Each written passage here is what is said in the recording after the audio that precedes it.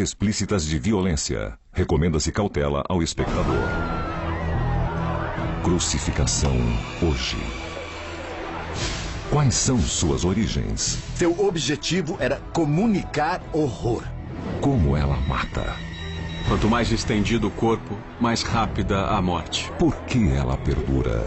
O processo pode levar 3 ou 4 horas até 3 ou 4 dias. Uma nova ciência e a arqueologia investigam a mais cruel forma de punição da história. Crucificação.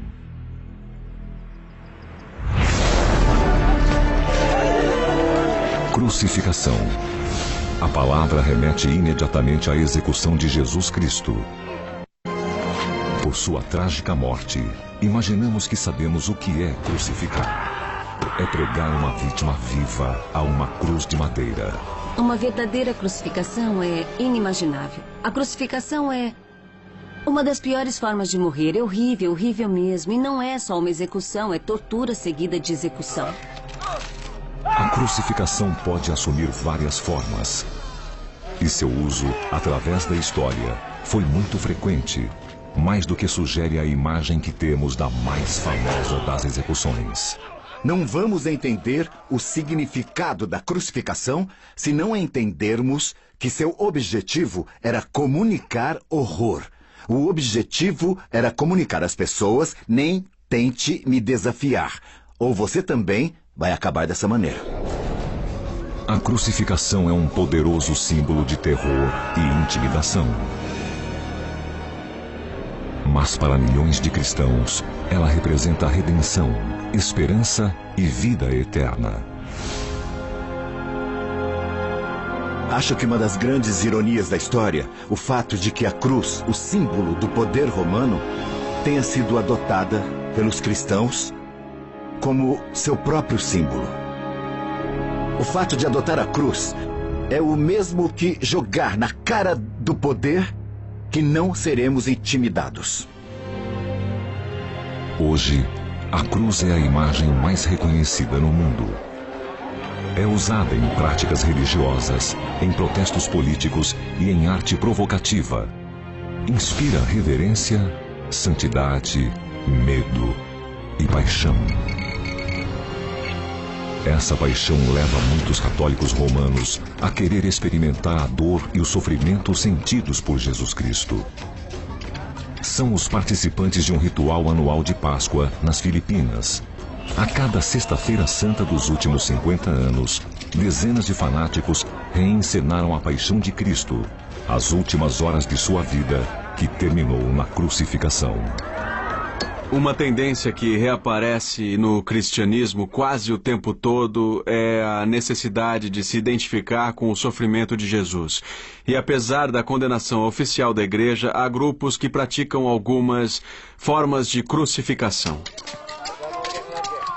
É uma estranha mistura de espetáculo, sofrimento e autoflagelação que atrai milhares de pessoas. A cada ano, cerca de 10 mártires escolhem ter mãos e pés pregados com pregos esterilizados de 10 centímetros. Mas isso se compara a uma crucificação real? Com certeza eles sofrem um grande desconforto, mas são encenações da paixão. Uma crucificação real servia para matar alguém, para torturar a pessoa do modo mais macabro que você possa imaginar. Expor a pessoa e depois matá-la. Os penitentes são levantados na cruz para expor sua agonia. Para alguns, é um meio de pedir a Deus que ouça suas preces. Para outros, é uma forma de pagar seus pecados. Eu acho que também há uma motivação social em seus grupos. Quanto mais dor sentirem e quanto mais eles se expuserem, mais ganharão uma forma de prestígio em sua comunidade.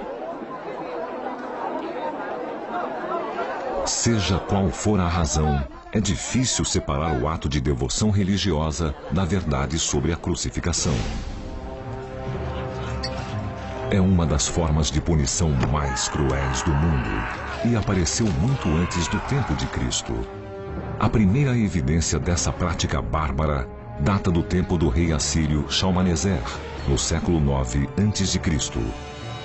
Seu vasto território incluía parte da moderna Turquia, do Iraque e da Síria. Uma das coisas que sabemos do Império Assírio é que ele foi um dos impérios mais cruéis já enfrentados por Israel. Shalmaneser passou seus quase 35 anos no poder em brutais campanhas militares. Os povos conquistados eram tratados sem piedade. As torturas assírias incluíam a empalação, uma forma primitiva de crucificação. Crucificação é um termo geral para qualquer exposição de um criminoso numa cruz ou numa árvore, em um mastro pela empalação. O aspecto-chave é que são levantados e expostos ao público. Esculturas e altorrelevos do palácio do rei Shalmaneser claramente mostram as vítimas em estacas, fora dos muros da cidade. Parece que os assírios pegavam uma estaca e a inseriam no estômago da pessoa ou no abdômen, sem matar a pessoa, e levantavam a estaca.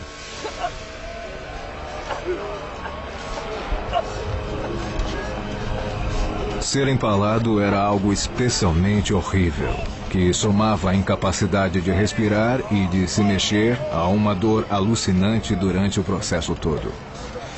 Era muito provável que a pessoa era empalada de tal modo que nenhum órgão vital era perfurado para que vivesse mais tempo. A exibição dos inimigos empalados pelo rei Shalmaneser era uma propaganda calculada do poder assírio. Empalar, por exemplo, era usado como método não só para matar, mas para dar um recado psicológico às forças inimigas pelas quais podiam ser imobilizados.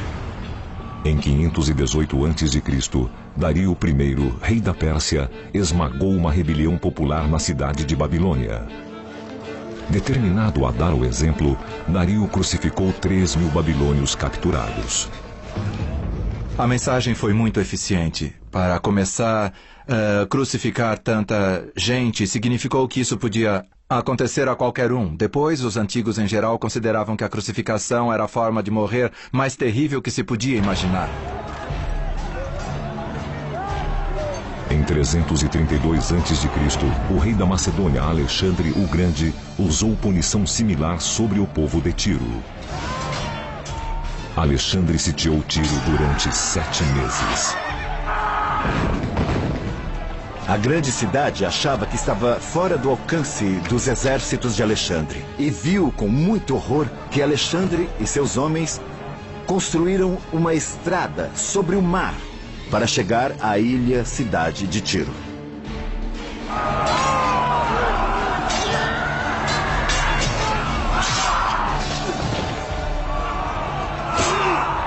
O exército matou 10.000 pessoas. E mais 2.000 foram crucificadas. As vítimas foram penduradas em estacas ao longo da costa mediterrânea. A maioria dos estudiosos acredita que Alexandre fez uma espécie de transição entre a empalação assíria e a crucificação romana. Mas sabemos que Alexandre pendurou as pessoas em estacas, deixou que morressem e que o corpo ficasse apodrecendo por um tempo. Alexandre sabia usar o terror com eficiência. Se você impuser o terror, provavelmente vai remover qualquer tipo de oposição contra você. No século V a.C., a crucificação na estaca era uma forma comum de execução pública no mundo mediterrâneo e no Oriente Médio.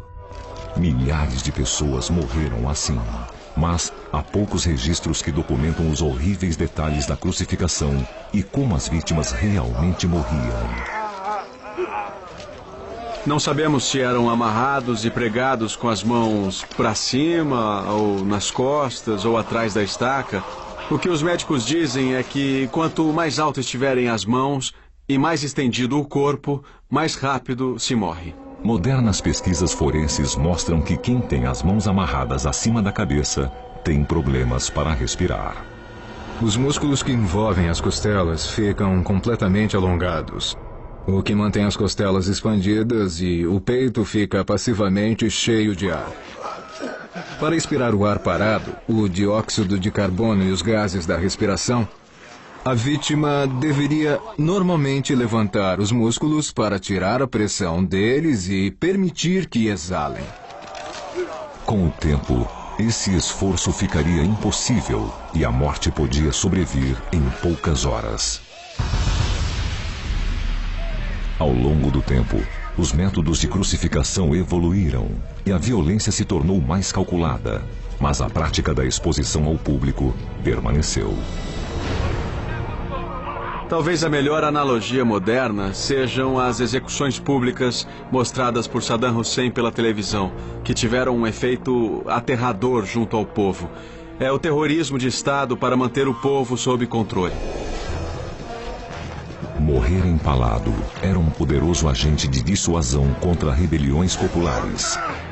Mas no primeiro século a.C., a crucificação se tornou a maior arma do Império Romano.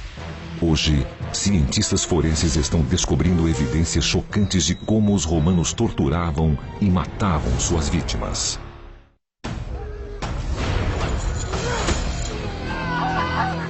Nos séculos antes de Jesus Cristo, a morte por crucificação era um método comum de pena capital.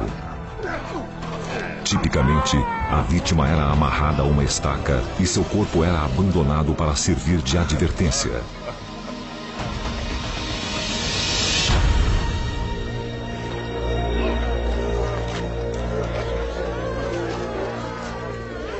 Eu acho que uma das razões de haver execuções públicas tão dolorosas é que elas funcionavam, tendiam a manter caladas as populações do antigo Mediterrâneo e do mundo antigo.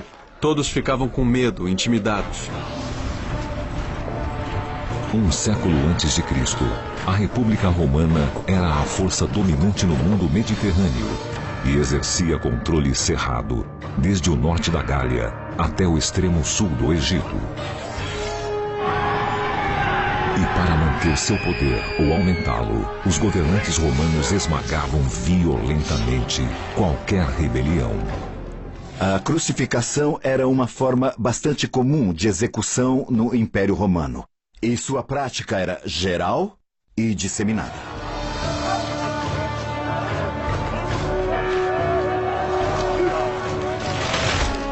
Com os romanos, a crucificação assumiu novas formas que aumentaram o sofrimento e a humilhação. Muitos historiadores acreditam aos romanos a primeira crucificação em uma cruz realmente. Os romanos sabiam exatamente o que estavam fazendo.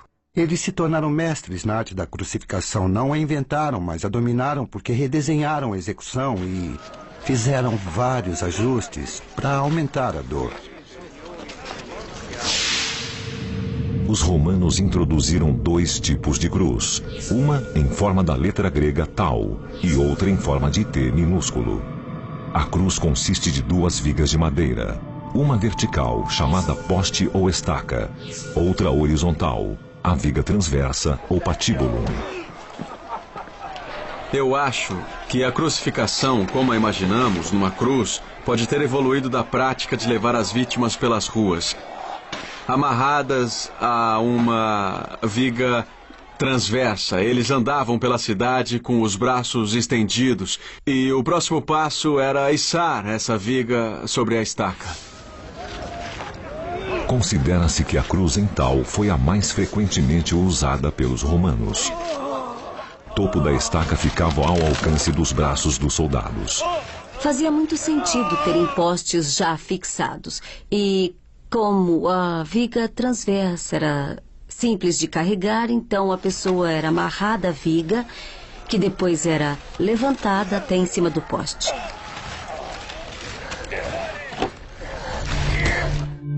A cruz latina está associada à crucificação de Jesus. No entanto, historiadores dizem que provavelmente não foi nesse tipo de cruz que ele foi executado. O problema da cruz latina é que a estrutura inteira precisava ser levantada com a vítima já amarrada. Seu uso era muito menos frequente do que a cruz em tal. A ideia de fixar a pessoa em uma cruz muito grande e incrivelmente pesada para depois ter de levantar o conjunto inteiro de alguma maneira e fixar a cruz em um buraco no chão, não era muito prática.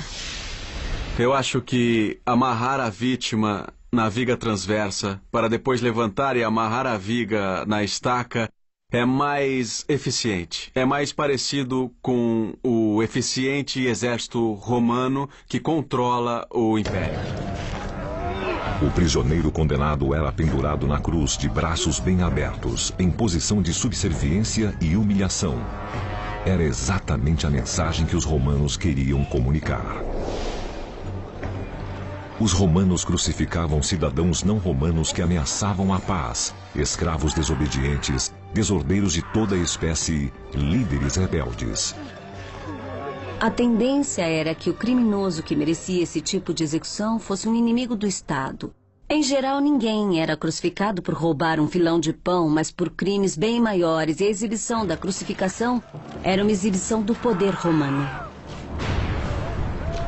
Uma das mais conhecidas histórias de múltiplas crucificações se deu em 71 a.C., quando um ex-gladiador chamado Espartaco liderou um exército de 120 mil escravos revoltosos contra Roma.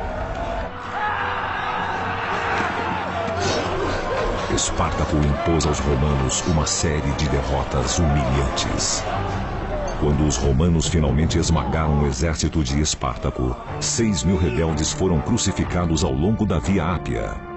Seus corpos formaram uma linha de 200 quilômetros de comprimento, de Capua até Roma.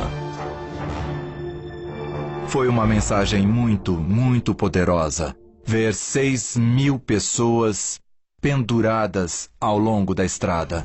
Deve ter sido uma cena horrível. Os crucificados ficavam apodrecendo onde morriam, ou se decompunham em algum aterro. O corpo de Espartaco nunca foi encontrado.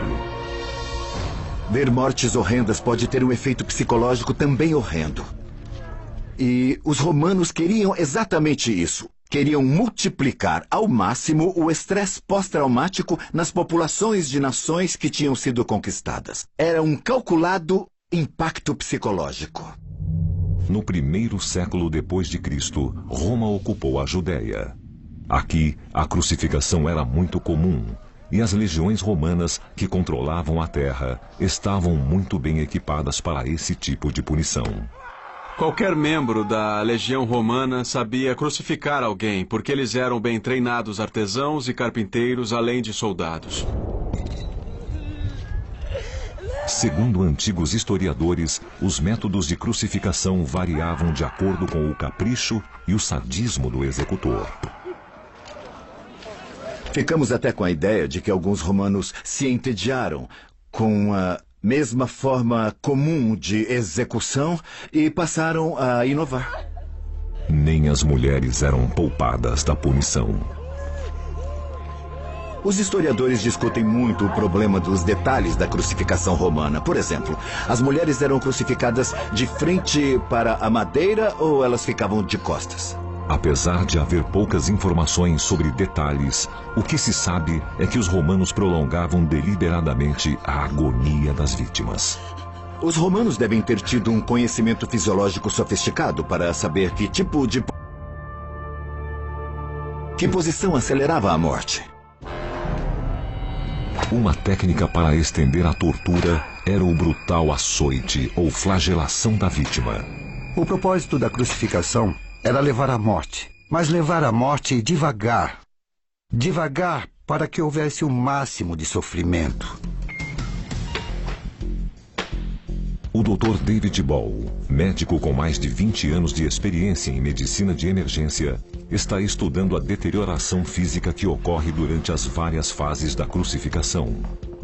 Em seus experimentos, nos quais muitas vezes usa voluntários, ele examina e documenta as alterações físicas e traumas suportados pela vítima, da flagelação até a subida na cruz.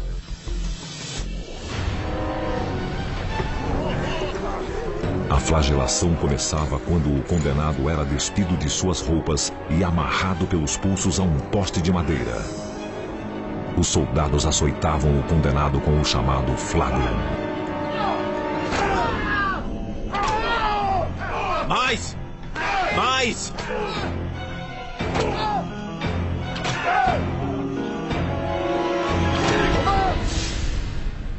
Isto é uma chibata, também conhecida como flagrum romano. Era composta de várias tiras de couro em que estavam amarrados cacos de vidro, de osso, pesos de chumbo e pedaços de metal. Qualquer coisa que cortasse e rasgasse a carne.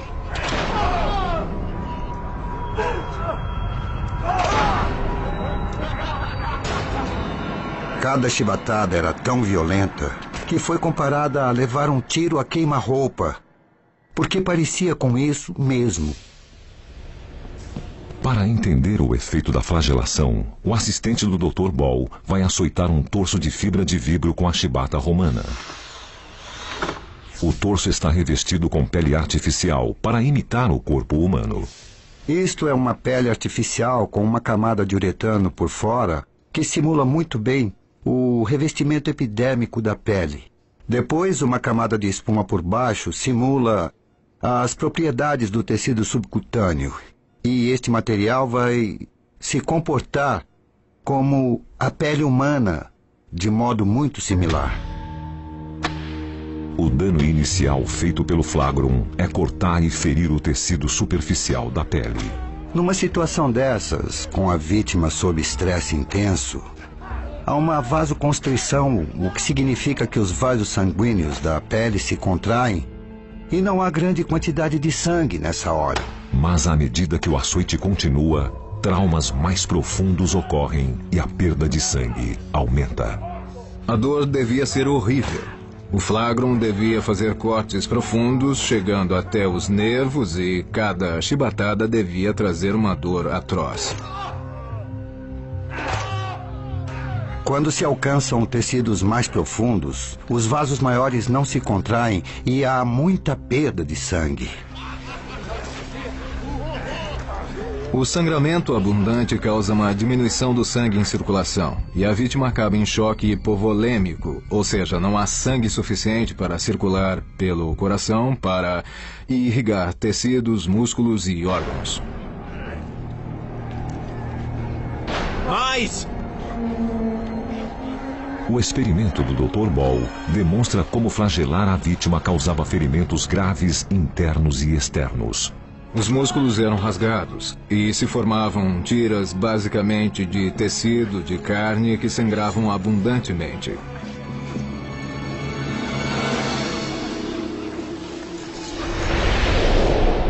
É exatamente o que se espera do flagrum romano. Aqui vemos que a pele foi arrancada da área que cobre as costelas, e o resultado é o ferimento dos músculos intercostais, o que compromete a respiração, e isso acaba causando ferimentos aos próprios pulmões. Isso implica em problemas médicos muito sérios, chamados contusões pulmonares, que levam a edemas pulmonares e comprometimento da respiração. Nós sabemos que são ferimentos muito graves. Eu acho que uma coisa que os romanos queriam quando açoitavam alguém era criar um corpo mutilado para expor na cruz. Os ferimentos e pancadas e arranhões e hematomas do corpo realmente criavam uma espécie de experiência visceral nos observadores que assistiam à crucificação.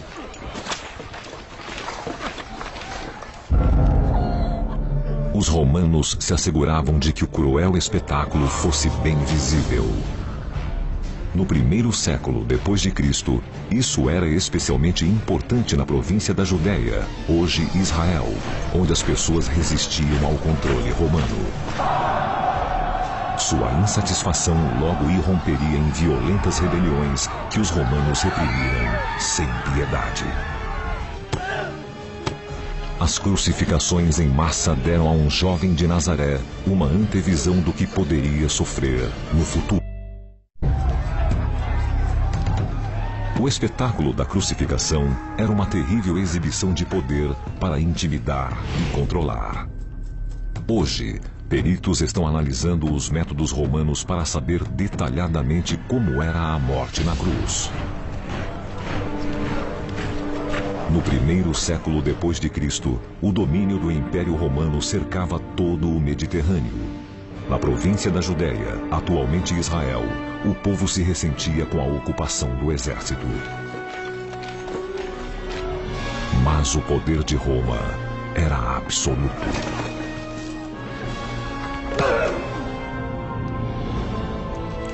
Romanos e judeus tinham uma relação muito antagônica. Não vamos esquecer que houve várias guerras entre judeus e romanos e o ambiente era muito tenso.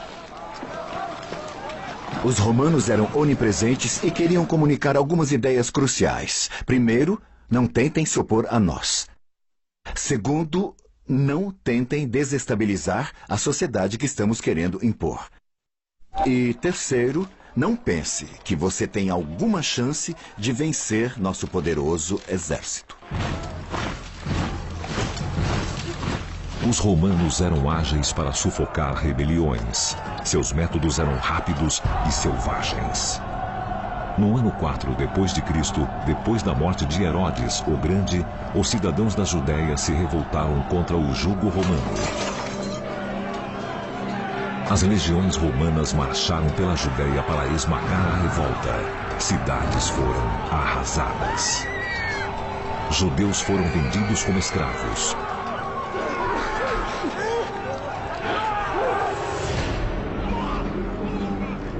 Cerca de 2.000 revoltosos foram crucificados. Com certeza, isso teve grande impacto na região toda. Incluindo, é claro, a cidade da infância de Jesus e a própria família de Jesus. A história deve ter sido contada muitas vezes para mostrar o que era a ocupação romana da Palestina. Se o menino Jesus de Nazaré não soube o que era uma crucificação, com certeza aprendeu o que era quando se tornou adulto.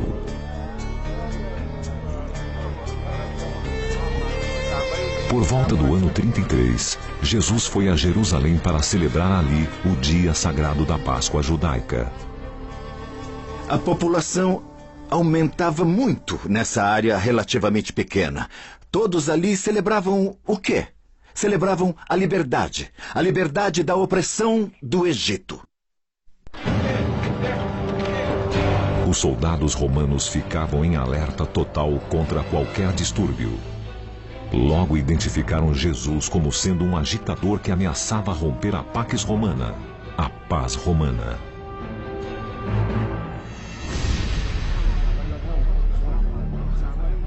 Devemos ter em mente que sempre havia um soldado romano por perto. E ouvir alguém falar de um reino que não fosse o de César parecia imediatamente ser uma linguagem subversiva para ele. O exército romano estava determinado a manter os judeus de Jerusalém sob controle. Jesus foi preso e trazido ante Pôncio Pilatos, o governador romano da Judéia. Foi sentenciado a morrer por crucificação. Eu acho que, na percepção dos romanos, Jesus era só mais um agitador a crucificar. Havia uma longa história de crucificação de supostos profetas e pretendentes a Messias. Ser crucificado queria dizer que você não era melhor do que um escravo e que merecia essa morte. E parte do processo de crucificação desse drama, digamos assim, era ser flagelado. Os guardas romanos trataram Jesus como qualquer outro condenado. Ele foi despido de suas roupas e amarrado a um poste para ser açoitado.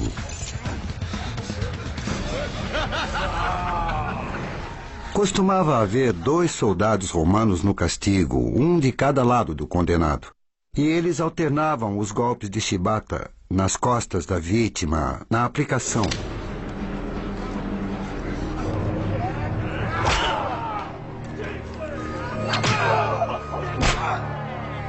A severidade do açoite dependia da crueldade dos soldados.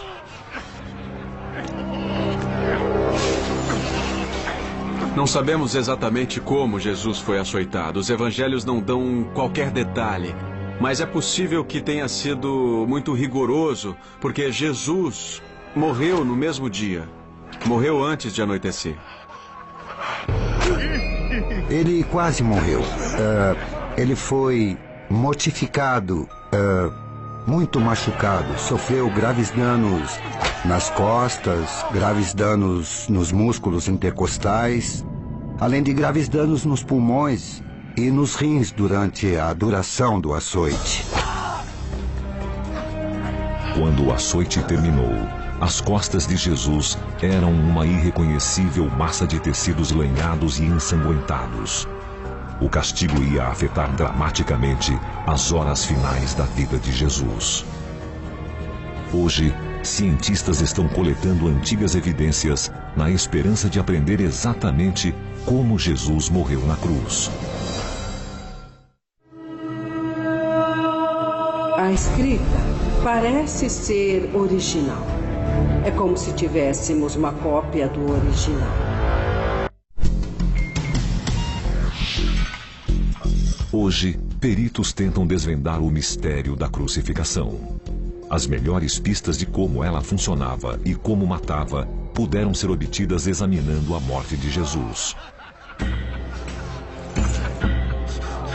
Ano 33, Jerusalém. Jesus de Nazaré foi sentenciado a morrer por crucificação. O processo de morte começou com um brutal açoite pelos soldados romanos.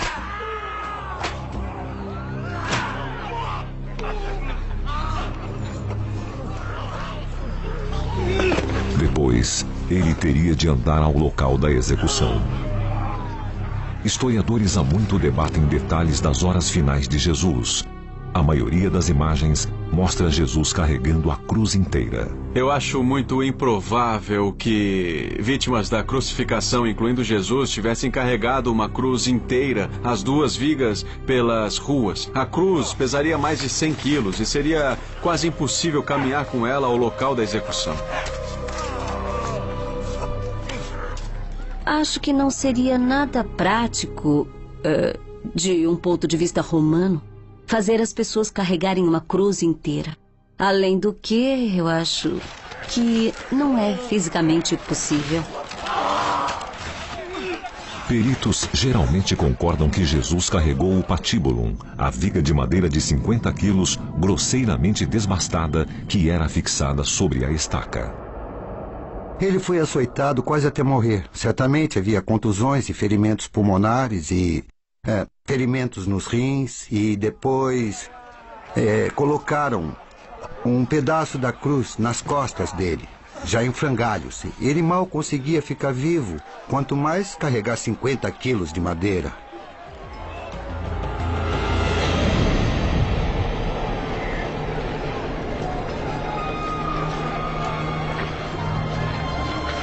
A essa altura, a vítima já devia estar quase em choque, com a perda de sangue do açoite. Então, colocar uma viga de madeira de 50 quilos nas costas da pessoa e amarrá-la equivalia a solicitar o coração a bombear cada vez mais para suprir os músculos das pernas para a pessoa chegar ao local da execução.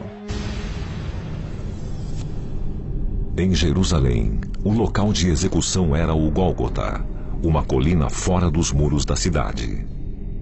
Ali, os postes verticais ou estacas já ficavam montados no chão. Jesus foi forçado a andar quase 2 quilômetros por uma sequência de ruas da cidade, hoje conhecida como Via Dolorosa. Castigos capitais, até recentemente, sempre foram um grande espetáculo para o público, como se existisse uma espécie de fascinação macabra com a morte ou mesmo com o horror.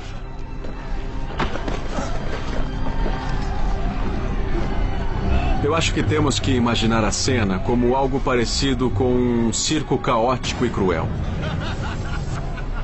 Os romanos tocavam trombetas para anunciar que alguém ia ser crucificado. As pessoas se reuniam para observar, zombar e rir, talvez até para atirar coisas na vítima. Jesus lutou ao longo da Via Dolorosa. A Bíblia sugere que ele caiu sob o peso do pesado patíbulo. Todo o peso do corpo e a viga de 50 quilos em cima dos ombros teria se concentrado no peito. Isso jogaria o coração contra um osso, o osso externo, ferindo o coração. Uma lesão cardíaca é uma coisa muito séria. Se o músculo for ferido, ele tende a se distender. E como o coração bombeia, a distensão aumenta e forma um balão que chamamos aneurisma. As paredes desse balão se afinam e podem se romper. O ferimento é similar a um trauma torácico após um acidente de carro, em que o motorista não usa cinto de segurança e bate contra o volante.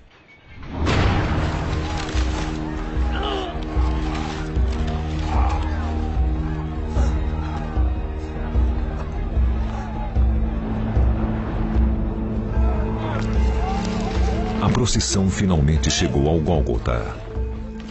O relato bíblico diz que a crucificação variava em função do número de testemunhas presentes, mas os historiadores dizem que não devia haver muita gente. Eu acho que nossa imagem da crucificação na cultura ocidental é que o mundo parou quando Jesus foi julgado e executado. Que toda Jerusalém estava observando o evento e que Roma estava preocupada. Na verdade, aquele foi um evento bastante corriqueiro. Foi só outra crucificação de um judeu maluco aos olhos dos romanos que só dava dor de cabeça. Jesus foi despido de suas roupas.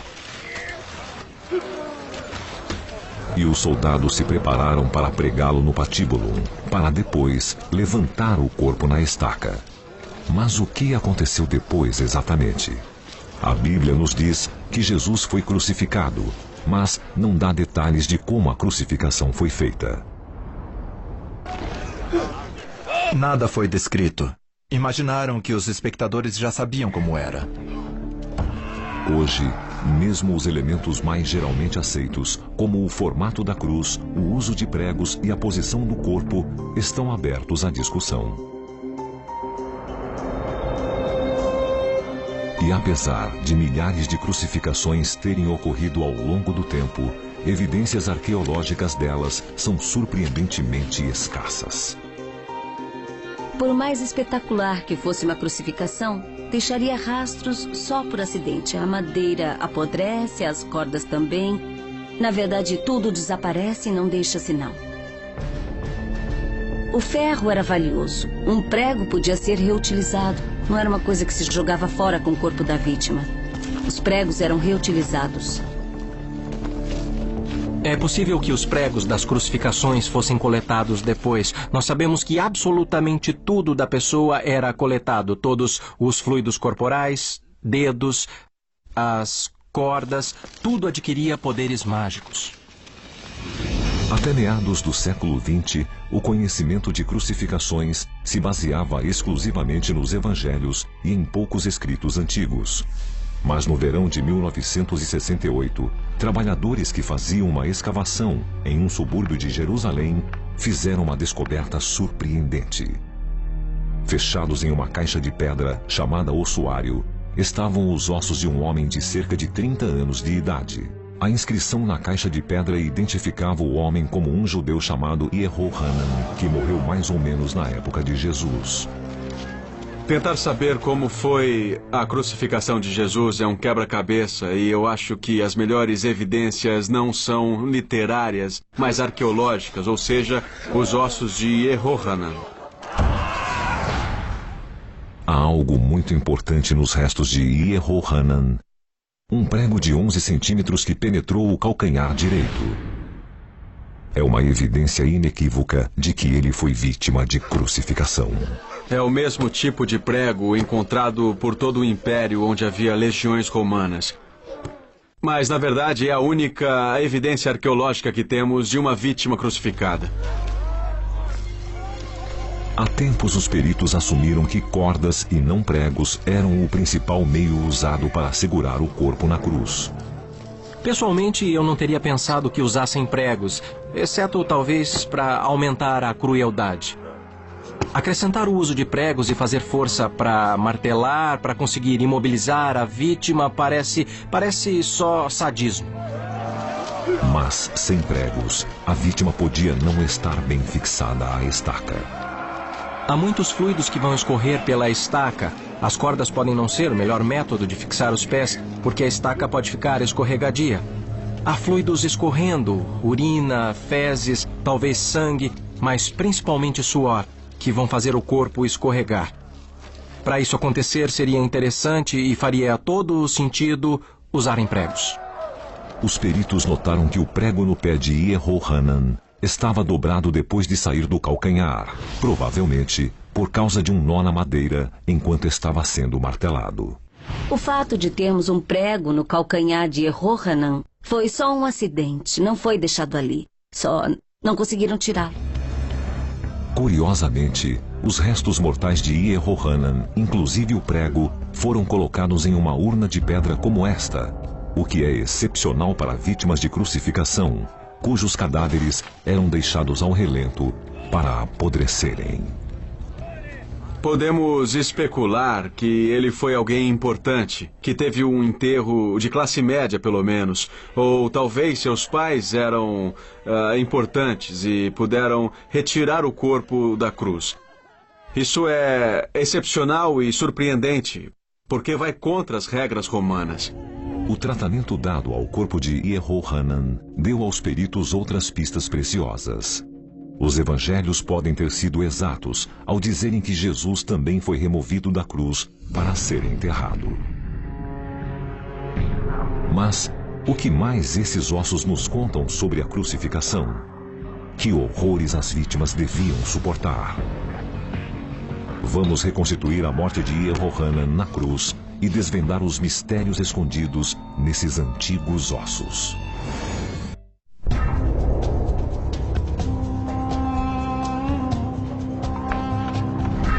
Em 1968, a tumba de um antigo israelita foi descoberta em Jerusalém. O nome do homem, Yehohanan, estava inscrito na caixa de pedra. Ele viveu no tempo de Jesus e tinha a mesma idade dele quando foi crucificado. Seus ossos nos deram a primeira evidência física de uma crucificação.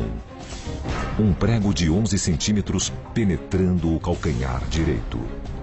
Os restos de Yehohanan foram fotografados, medidos e analisados e rapidamente reenterrados. É muito frustrante, no caso de Yehohanan, que só tenhamos fotografias para trabalhar. Mas isso está ligado às severas leis judaicas quanto ao tratamento que se dá a restos humanos. Poderíamos saber muito mais coisas fazendo análises químicas e também testes. A doutora Sarah Stroop, perita em antiga cultura romana e arqueologia, é da Universidade de Washington. O perito em reconstituição Scott Yonker vai construir uma réplica do esqueleto de Yehohanan em tamanho real. Os ombros estão frouxos. As dimensões dos ossos artificiais se baseiam em dados demográficos de Yehohanan e medidas feitas em seus restos mortais. A doutora Stroop acredita que a reconstituição vai ajudar a revelar detalhes de como eram as crucificações. O que notamos é que certas formas de crucificação funcionavam mais do que outras.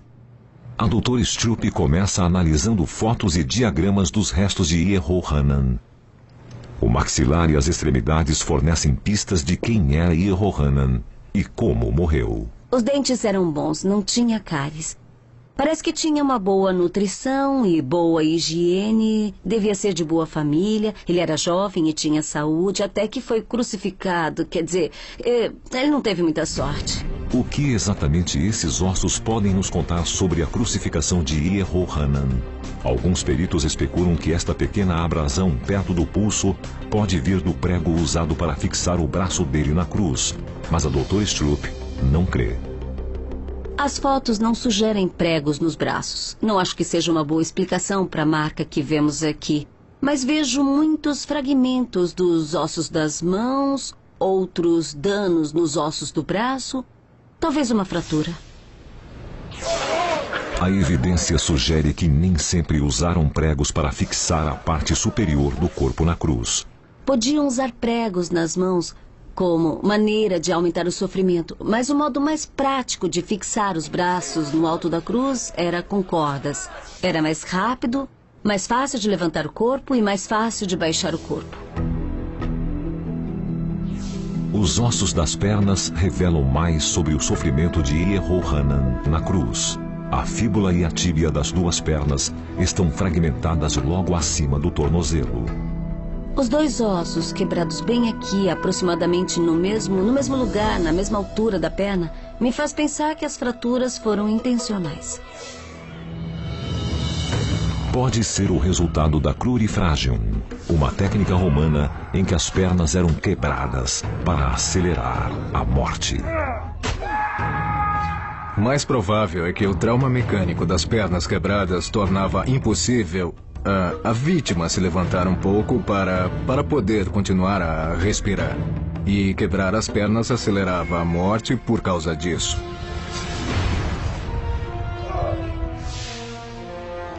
Mas as pernas de Yehohanan podem ter se quebrado após sua morte. Quando foi baixado da cruz, se os braços foram desamarrados primeiro e o corpo caiu para frente com os pés ainda amarrados, poderia haver uma força suficiente para quebrar as pernas.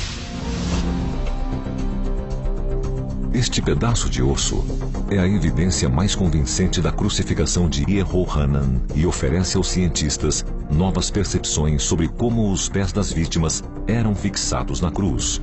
Versões artísticas da crucificação mostram o pé direito de Jesus sobre o esquerdo, com um único prego atravessando os dois pés. Mas foi assim mesmo? Isso não seria um jeito prático para crucificar alguém. O melhor jeito de fazer isso é usar um osso grande que suporte o peso. Os pés de Yehohanan foram pregados de modo a garantir sua fixação na cruz. Os pés ficaram paralelos e o prego passou pelo grande osso do tornozelo. O prego passaria por aqui, por essa parte do pé e por dentro da estaca. Peritos também descobriram vestígios de madeira entre a cabeça do prego e o calcanhar. Parece que usavam uma pequena tábua de madeira antes do prego chegar ao pé para dar mais estabilidade. Antes de penetrar no calcanhar, o prego passa pelo periósteo, uma densa membrana que contém vasos sanguíneos que dão nutrição e sensibilidade ao osso. O que recobre os ossos, o periósteo, é muito sensível e, portanto, extremamente doloroso. Por isso, ossos quebrados doem tanto. Passar um prego pelo calcanhar claramente acrescentava um elemento de tortura, mas nossa reconstituição também revelou uma razão prática para fixar os pés nessa posição. É que isso prolonga tanto o sofrimento quanto o espetáculo da crucificação, porque aumenta o tempo de sobrevivência da vítima. Fixar os calcanhares através do osso na estaca da cruz dá uma espécie de base muito estável para a pessoa que está sendo crucificada. É impossível sair dali, mas é estável o suficiente para a pessoa, neste caso Yehohanan, conseguir se levantar um pouco, arquear o corpo para poder respirar.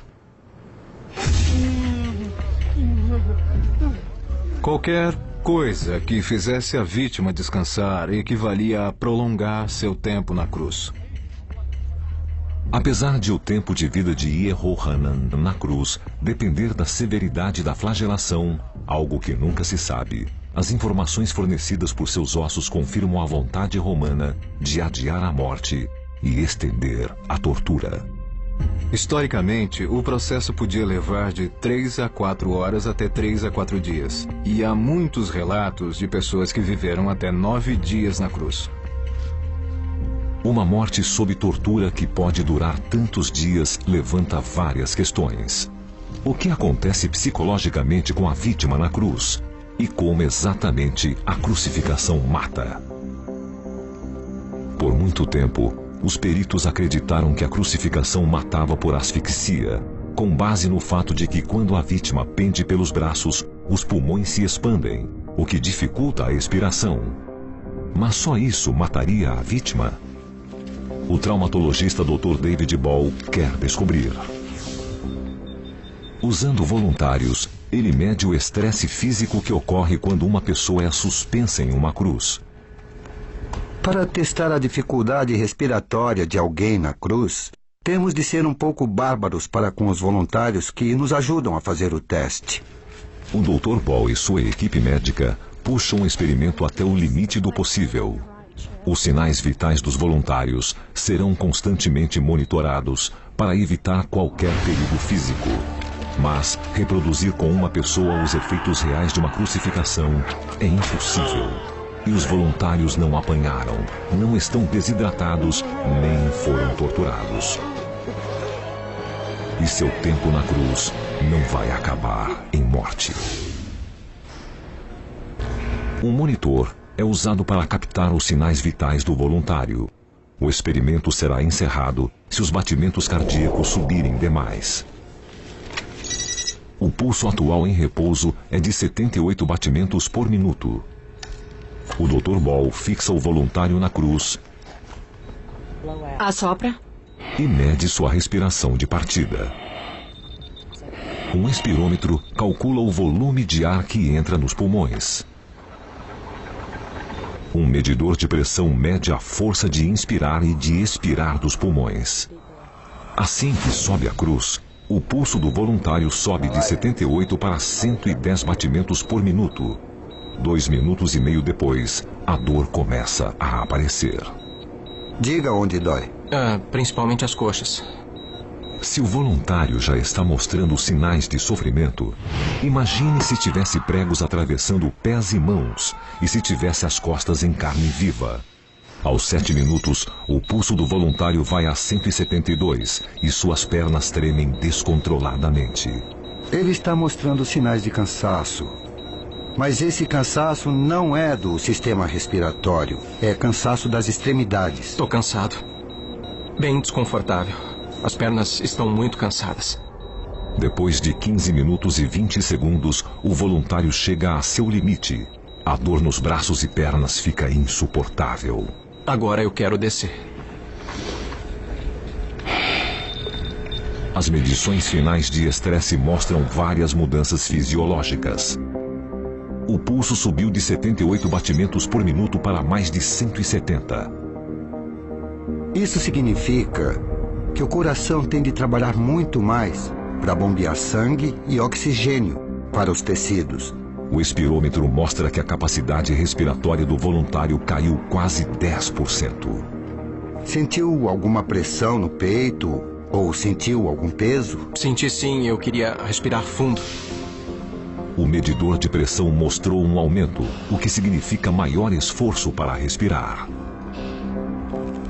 Quando o volume respiratório dos pulmões diminui, tentamos gerar mais pressão, como vemos nos crucificados. A pessoa sente que precisa respirar muito mais fundo.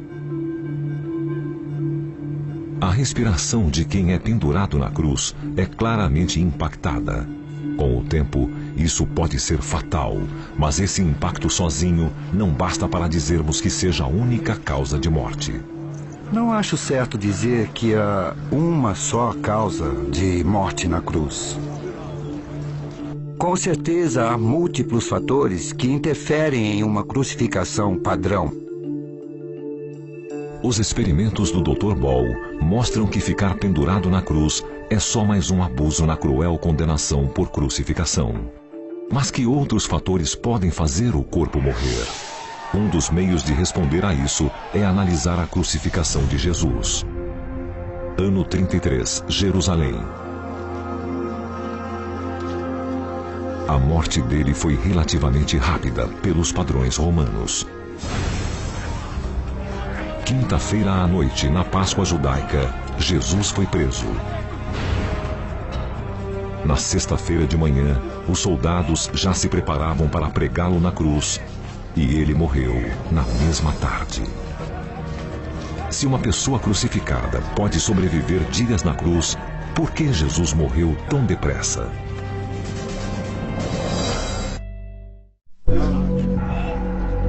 A crucificação foi usada por mais de 3.000 anos. mas a crucificação de Jesus ficou conhecida no mundo inteiro.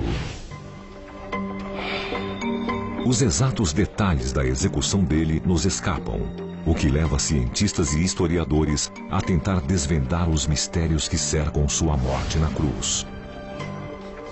Jesus foi flagelado, achincalhado e torturado. Mas como foi amarrado na cruz? Historiadores e cientistas debatem a questão há muito tempo.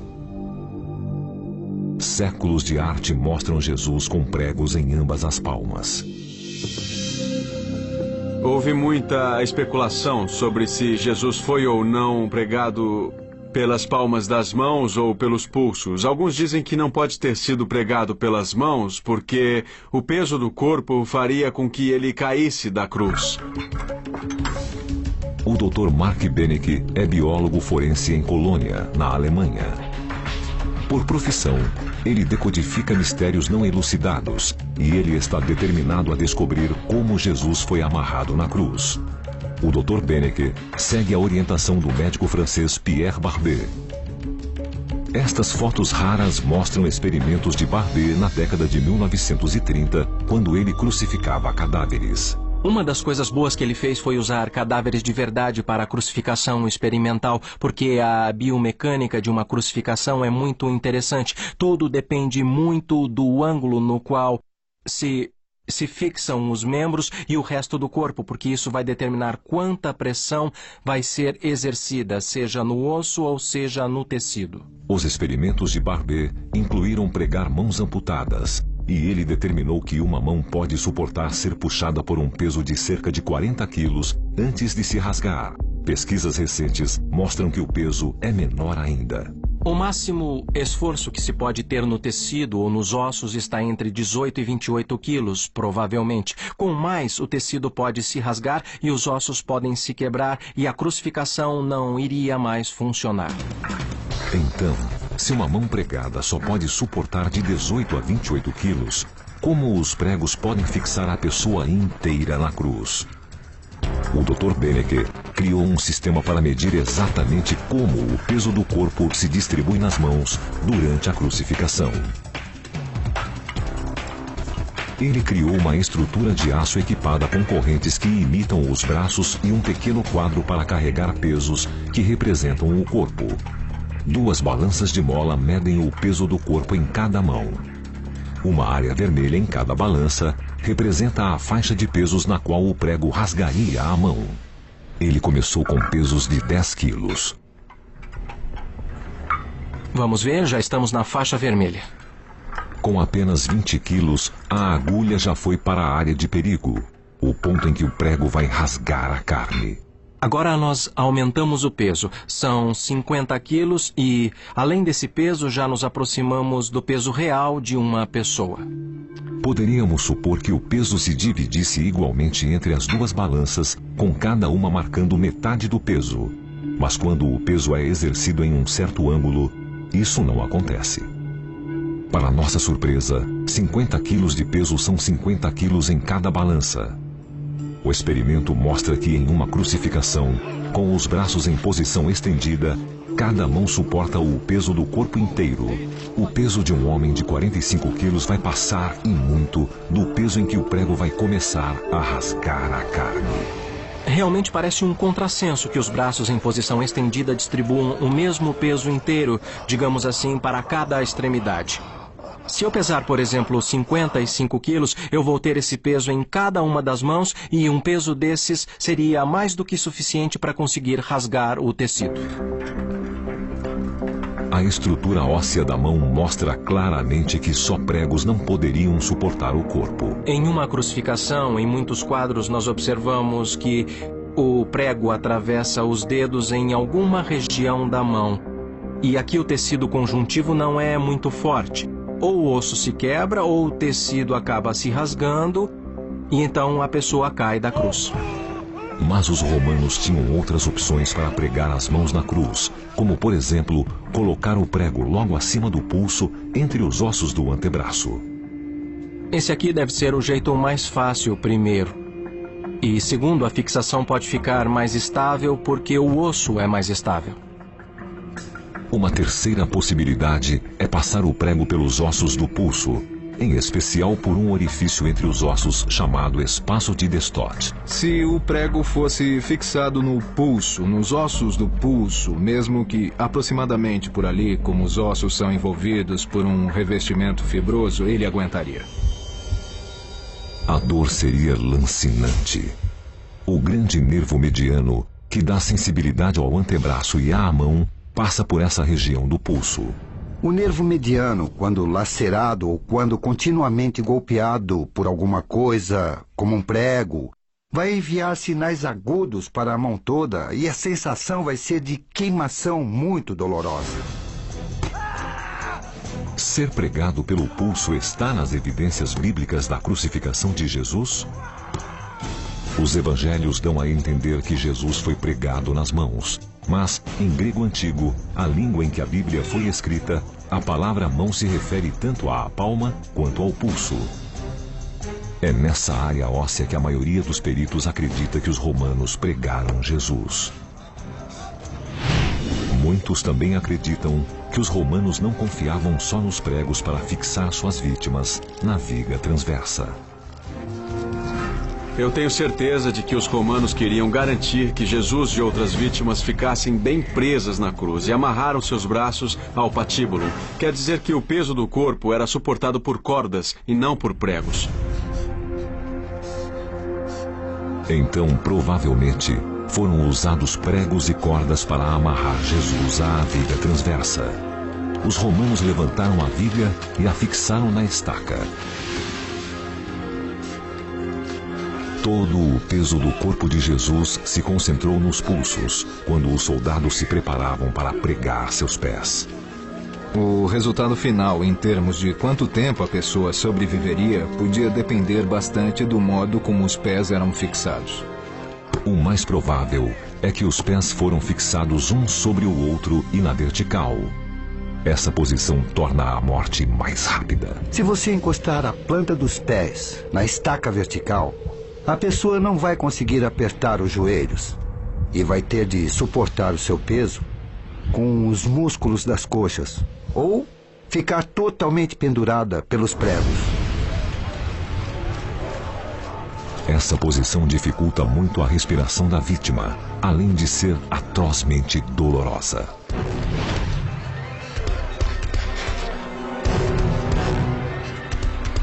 Há uma série de nervos que passam pelo pé nessa região. Haveria um estímulo tremendo dos nervos e uma dor extrema pela constante irritação. E cada vez que a vítima tentasse se erguer para respirar, o estímulo seria ainda maior. Apesar de vermos um pequeno descanso para os pés de Jesus em representações, isso deve ser criação de artistas. Historiadores dizem que não existem evidências de que isso tenha sido usado. Quase todas as cruzes que vemos desde o início da arte cristã foram feitas por artistas que nunca testemunharam uma crucificação. E eis que Jesus foi crucificado. Perto dele, havia 2 outros condenados. Foram tidos por ladrões, mas deviam ser rebeldes como Jesus. Ele lutava para respirar, com os braços estendidos acima da cabeça, em um cruel círculo vicioso de dor e sofrimento que iria acabar em morte. Uma pessoa na cruz procura desesperadamente uma posição mais confortável.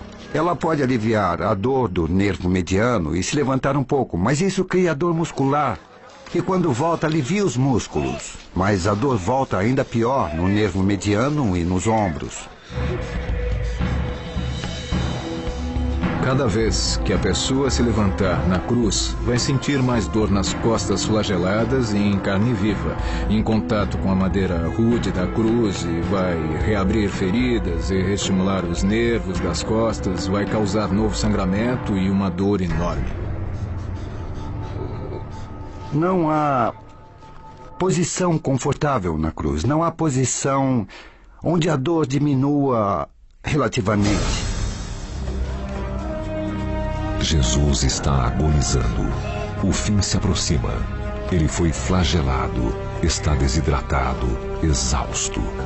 Está sofrendo com traumas externos e ferimentos internos, todos de efeito mortal.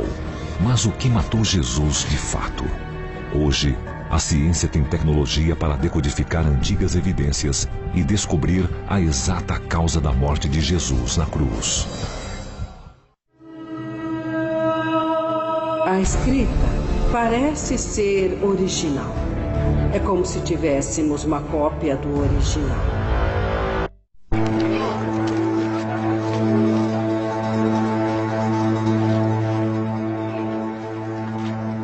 Fora dos muros de Jerusalém, Jesus Cristo foi pregado em uma cruz, no Gólgota. Ano 33, Jerusalém. Desde que foi preso, 9 horas atrás, ele foi flagelado e espancado. Seu corpo crucificado está transpassado de dor e ele luta para respirar. A crueldade está claramente vencendo. Mas qual a causa final da morte de Jesus?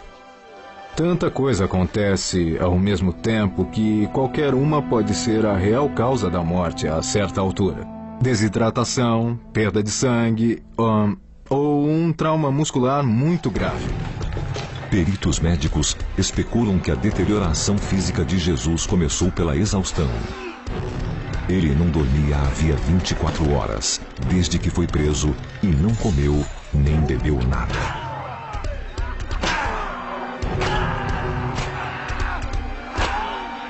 O processo de morte está definitivamente em curso. A flagelação começou o processo contundindo os pulmões, ferindo os músculos e danificando os rins. A perda de sangue deve ter piorado pela constante reabertura das feridas nas costas quando ele se mexe, na tentativa de respirar mais profundamente. A perda de fluidos corpóreos sugere que ele esteja em choque hipovolêmico, uma condição na qual o coração não consegue bombear sangue o suficiente para os órgãos, músculos e tecidos. Além disso, o decrescente volume respiratório significa que o dióxido de carbono se acumula e que há menos oxigênio no sangue, uma condição chamada hipoxia. No fim, isso pode levar à asfixia. Ele devia estar ficando hipóxico a essa altura, pela dificuldade de respirar e o pouco volume de sangue em circulação.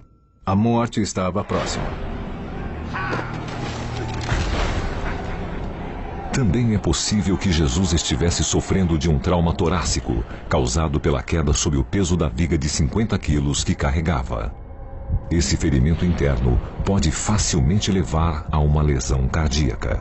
Quando uma pessoa sofre uma lesão cardíaca, o local forma um ponto mais mole no músculo cardíaco. Cada vez que o coração bombeia, acontece uma pressão nesse ponto mais mole, que tem a tendência de formar uma bola que chamamos um aneurisma. O Dr. Ball acredita que o sistema cardiovascular de Jesus sofreu uma pressão extrema. Com o coração batendo a mais de 170 vezes por minuto, um aneurisma criou uma condição gravíssima, com alto risco de se romper. E há outro fator que pode contribuir para a morte de qualquer vítima na cruz. A dor da crucificação é inimaginável. Pelo que eu ouvi da boca dos médicos, a dor é permanente e é tão lancinante que as funções físicas se rendem. Você simplesmente morre de dor. Qualquer dessas causas pode ser fatal. Mas Jesus ainda não havia desistido. Segundo a Bíblia, ele conseguiu falar, apesar de muito enfraquecido. Oh, Pai! Ele disse coisas lúcidas e claras. E por isso sabemos que o cérebro dele ainda estava suprido adequadamente de oxigênio e sangue. Depois de várias horas, Jesus pareceu perceber que o fim tinha chegado. Segundo a Bíblia, ele disse suas últimas palavras e morreu. Oh, Pai!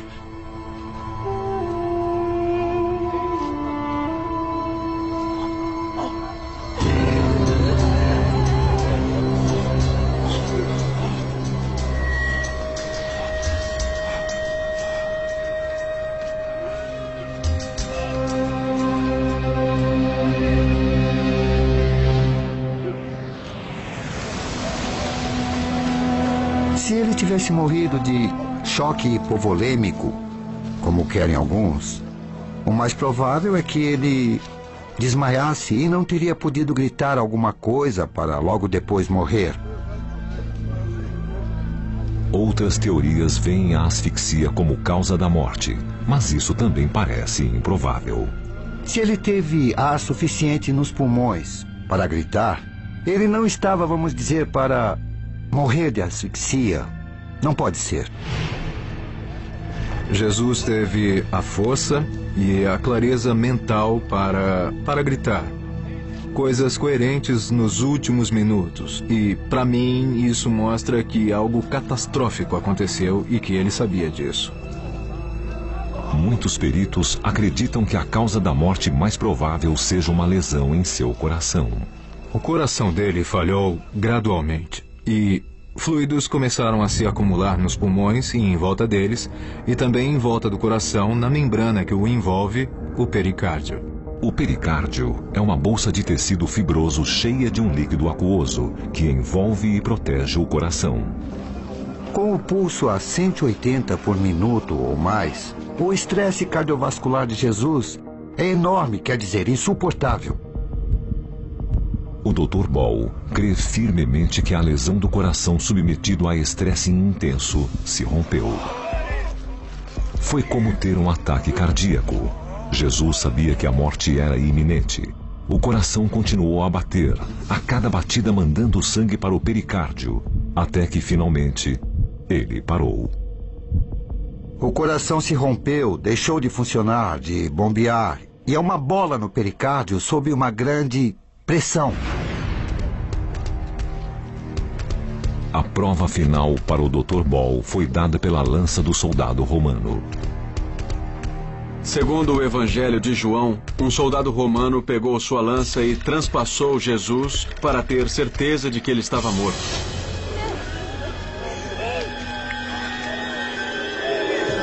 Segundo a Bíblia, do ferimento jorrou sangue e água. Temos de entender que a lança atingiu o pericárdio e chegou ao coração. O pericárdio estava sob pressão, cheio de sangue. Então, imediatamente, se dá um fluxo de sangue, seguido por um fluido claro, descrito como sendo água pela Bíblia. Depois de ficar por 6 horas na cruz, Jesus Cristo morreu. É um tempo relativamente curto para uma crucificação que pode durar vários e dolorosos dias.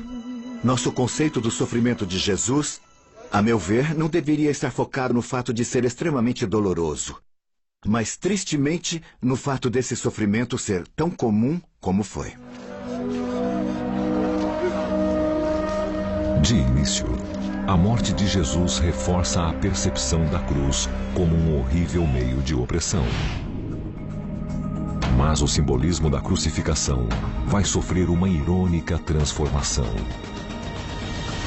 Como esse instrumento de tortura e execução se tornou um símbolo de esperança e salvação, apesar de continuar sendo usado para matar até os séculos 20 e 21.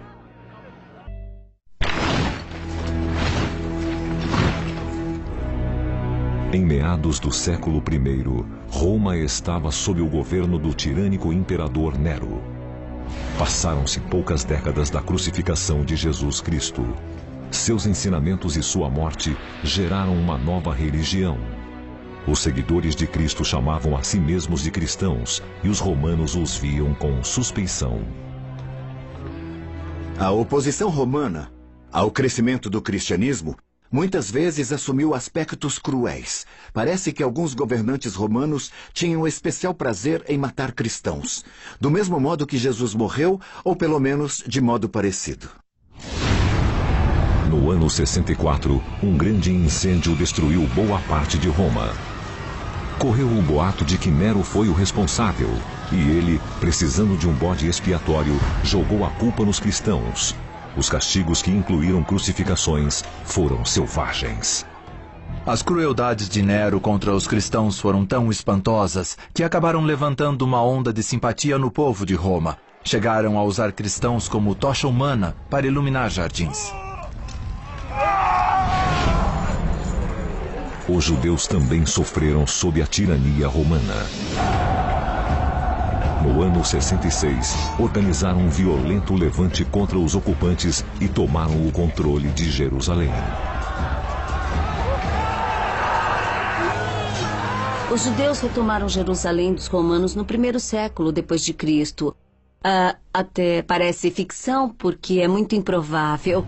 Roma, no século I, era um poder mundial. O único, aliás.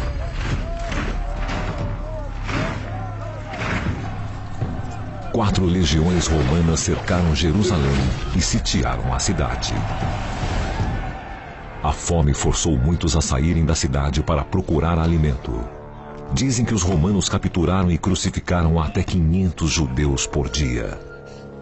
O cerco enfraqueceu tanto a população que muitos soldados doentes não conseguiam lutar. Após 7 meses, os romanos venceram a resistência.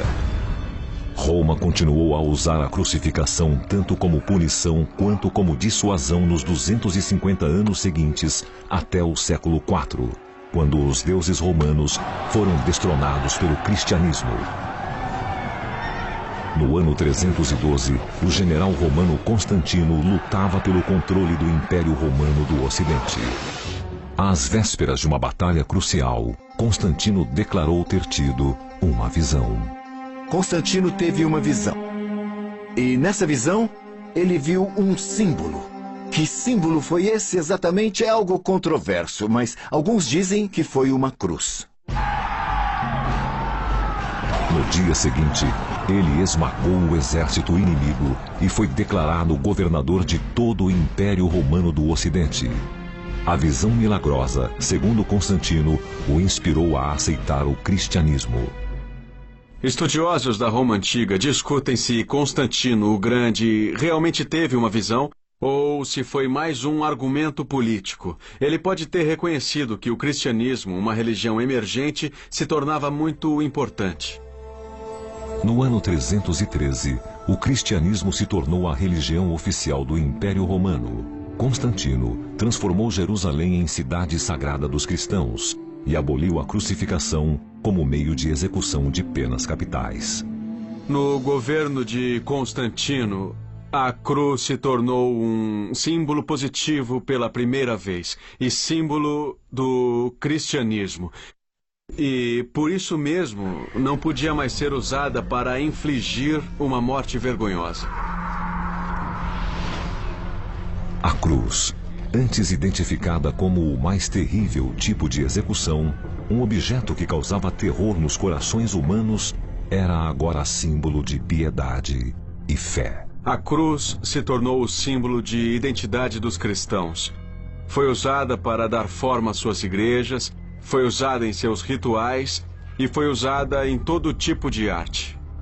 O cristianismo se tornou a maior religião do mundo e a crucificação ficou sendo associada quase que exclusivamente a Jesus. Seu uso desapareceu durante os 1200 anos seguintes, até o século XVI, em um lugar do mundo muito diferente. 1597 d.C., Japão.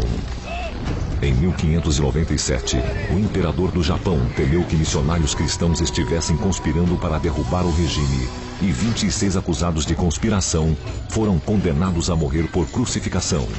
Depois de quase 1300 anos, a antiga punição romana estava de volta.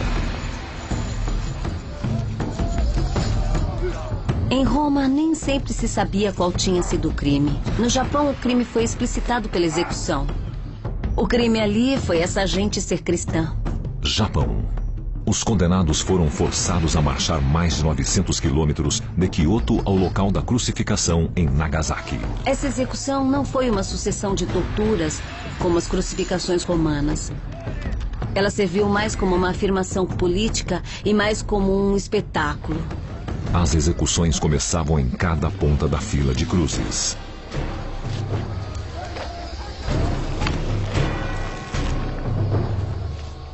Dois samurais, armados de lanças afiadas como navalhas, ficavam de cada lado do condenado. Ao sinal, lançavam as lanças para cima, nos flancos do torso da vítima.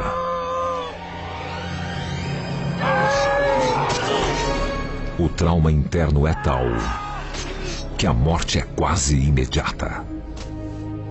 O uso de uma lança de cada lado vai atingir órgãos vitais. Se perfurar o pulmão, a pessoa não vai respirar mais. E se não morrer de outra coisa, definitivamente vai morrer disso. Também são cortadas grandes artérias e vai haver hemorragias. Apesar de raramente documentada pelos romanos, a crucificação persistiu ao longo dos séculos.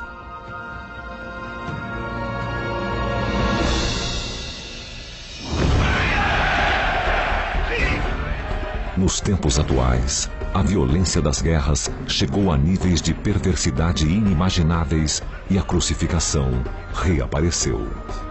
O antigo modo de execução foi usado por Hitler para perseguir e aterrorizar a quem já não podia contra-atacar. A escrita parece ser original. É como se tivéssemos uma cópia do original. A crucificação, uma antiga forma de brutalidade, ainda pode ser encontrada em recantos obscuros do mundo atual. Durante a Segunda Grande Guerra, os nazistas usaram a crucificação para torturar prisioneiros judeus. Sempre foi um espetáculo, sempre foi sádico. Mas foi usado contra pessoas que eram uma ameaça ou que tinham cometido atos contra o Estado. O uso da crucificação contra quem já é vítima, já é cativo e não tem como reagir, me parece especialmente perverso. Diferente dos romanos, que amarravam os pés de suas vítimas à cruz para prolongar a crucificação, os nazistas deixavam os pés soltos para apressar a morte por sufocação. Certamente havia problemas de respiração, porque já sabemos que o peito se expande ao máximo e isso dificulta o ato de respirar. Com um toque de crueldade, algumas vítimas eram suspensas com os braços virados para trás. Muitas vezes os ombros se deslocavam sob o peso do corpo quando era levantado e devia ser horrivelmente doloroso. Segundo testemunhos, a tortura podia durar até 3 horas e acabava em morte por asfixia. O traumatologista Dr. David Ball está investigando o impacto fisiológico das crucificações nazistas. Suspendendo voluntários em uma estaca, ele vai analisar alterações na respiração. Para garantir sua segurança, os voluntários são cuidadosamente monitorados. Nós sabemos, pelos campos de concentração alemães, que eles amarravam as mãos das pessoas acima da cabeça, depois levantavam a pessoa até logo acima do solo. A maioria das pessoas concorda que essa gente morria sufocada. As vítimas de crucificação nazista ficavam penduradas sem apoio nos pés. No entanto, por segurança, os voluntários do Dr. Ball vão ficar com os pés apoiados na estaca. Posso pendurar uma pessoa numa estaca com as pernas livres, mas ela não consegue ficar ali o tempo suficiente para fazermos estudos. A maioria não aguenta o tempo necessário. Depois de poucos minutos, o voluntário já sente dores.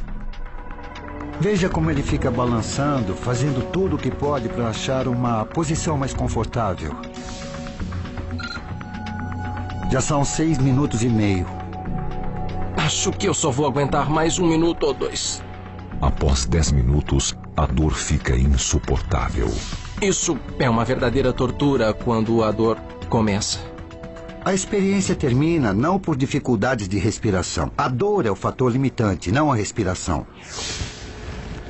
Depois de apenas 10 minutos na estaca, a capacidade de respiração do voluntário caiu mais de 10%, o que indica que, com o tempo, a asfixia subjugaria o indivíduo. Claramente, a queda de respiração era mais dramática nas vítimas dos campos nazistas. Pendurados, sem apoio para os pés, a dor e o sofrimento são extremos. De antigas civilizações a regimes modernos, a crucificação continua com o mesmo sentido. A crucificação não só mata, mas é um meio de tortura, de terror e de controle. A crucificação, através da história, sempre foi uma exibição de poder para mostrar a todas as pessoas esse poder. Acho que há uma semelhança interessante entre a crucificação do tempo dos romanos e as paradas militares pelas ruas de Moscou ou as modernas cenas de proezas militares no Ocidente. Nós queremos mostrar um teatro. Queremos mostrar que temos poder e estabilidade. Queremos dizer, nós sempre estaremos aqui e nós temos o poder para isso. Hoje, no Sudão, na destruída região do Darfur, onde o genocídio é desenfreado, a crucificação foi sancionada como método de execução. Em 2002, a Anistia Internacional reportou que 88 pessoas, incluindo 2 crianças, estão sentenciadas à morte por crucificação. A cruz ainda pode aterrorizar. A Ku Klux Klan usa cruzes em fogo como método de intimidação racial. A cruz é abusada quando usada para justificar a violência. Vejo muitas fotos de afro-americanos sendo linchados e abuso cometidos por soldados em tempo de guerra. Como esses exemplos de abuso de poder se comparam com o poder romano que levou à execução de Jesus?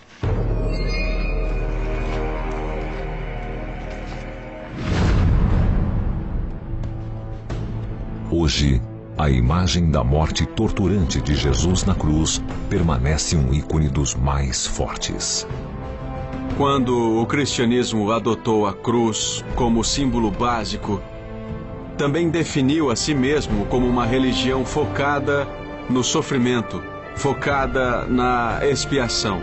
Então a própria cruz, talvez mais do que qualquer livro escrito, teve profundo impacto sobre como os cristãos encaram sua religião e sua experiência religiosa.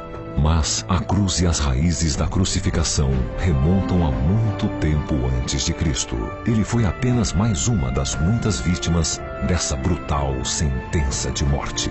A crucificação deveria ser um aviso. Deveria fazer com que nós questionássemos qualquer tratamento injusto e horrível de pessoas. E a cruz deveria ser um símbolo que diz: nunca trate uma pessoa dessa maneira.